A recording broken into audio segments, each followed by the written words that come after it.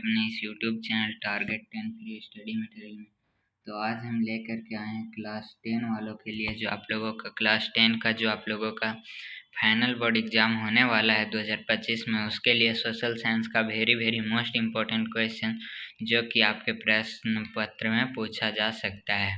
तो वीडियो को शुरू से लेकर अंत तक देखिएगा और वीडियो पसंद आए तो प्लीज़ लाइक ज़रूर कर दीजिएगा। तो चलिए फटाफट से आज के इस प्रश्न को शुरू करते हैं।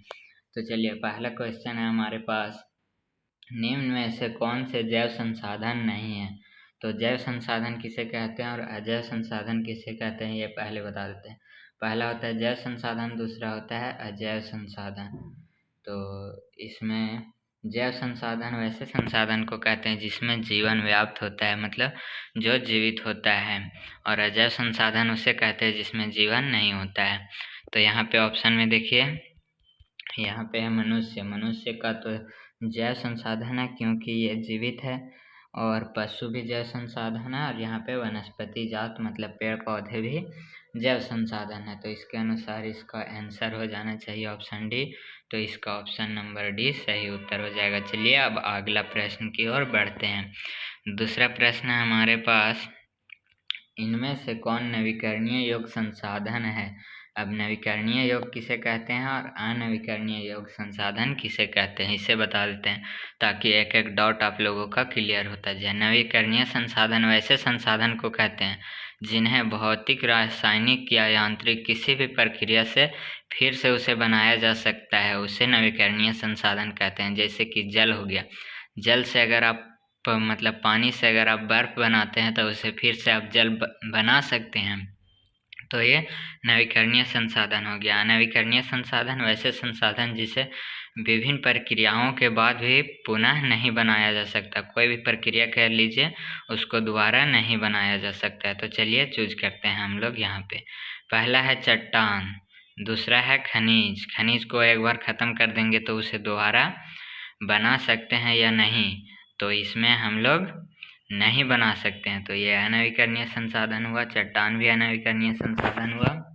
यहाँ पे है सौर ऊर्जा। सौर ऊर्जा इसका सही उत्तर होगा क्योंकि सूर्य का जो ऊर्जा आता है वह फिर अगला दिन आ जाता है, इसलिए यह नवीकरणीय संसाधन हुआ। चलिए आगे बढ़ते हैं। काली मृदा को और किस नाम से जाना जाता है, मतलब काली मृदा का एक और नाम बताइए।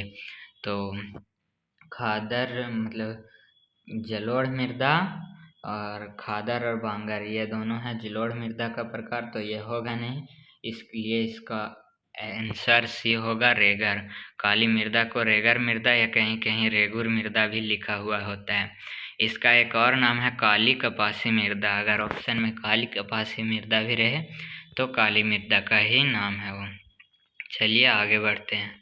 नई जलोढ़ मृदा को क्या कहा जाता है, मतलब जो नई जलोढ़ मृदा अभी ऊपर बताए ना, जलोढ़ मृदा दो प्रकार के होते हैं, एक खादर, दूसरा बांगर। खादर किसे कहते हैं, वैसी मृदा जिसे मतलब कि जो मृदा नई होती है, जो नदी के द्वारा अगर बहकर पानी आ रहा है उसके सामने होती है, उसे खादर कहते हैं, और पुरानी मृदा को बांगर कहते हैं। तो नई जलोढ़ मृदा को क्या हो जाएगा, ऑप्शन नंबर ए खादर।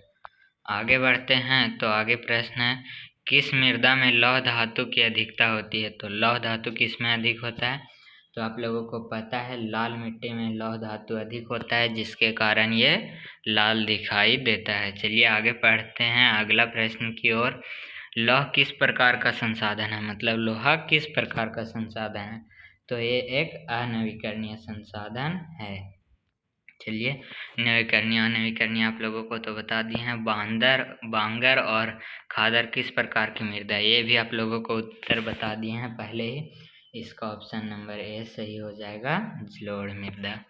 चलिए फिर आगे बढ़ते हैं। अगला प्रश्न हमारा है, किस प्रकार की मृदा में कंकड़ की मात्रा अधिक होती है, मतलब किसमें कंकड़ अधिक पाया जाता है।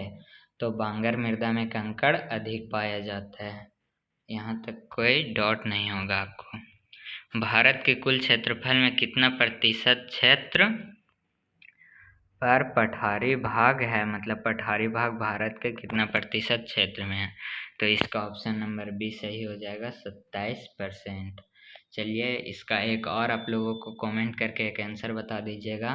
भारत में जो मतलब बोले मैदानी क्षेत्र कितना प्रतिशत है? ऑप्शन इन्हीं चार में से एक आप लोगों को चूज करना। चलिए ऑप्शन भी दे दिया आप लोगों को, अब तो बता सकते हैं।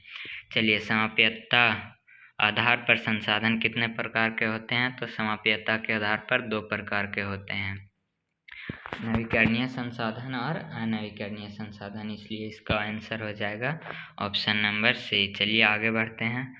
प्रथम अंतर्राष्ट्रीय पृथ्वी सम्मेलन का आयोजन किस वर्ष किया गया था? तो ये 1992 में किया गया था। कहाँ किया गया था ये आप लोग प्लीज़ कमेंट करके बता दीजिएगा, ताकि हमको भी पता चल सके कि आप लोग कितना पढ़ रहे हैं। चलिए, जिस भूमि पर खेती की जाती है उसे क्या कहते हैं? तो उसे कृषि योग्य भूमि कहते हैं। ऑप्शन नंबर ए इसका सही हो जाएगा। चलिए फिर किसी नेक्स्ट वीडियो में सब्जेक्टिव भी करा देंगे।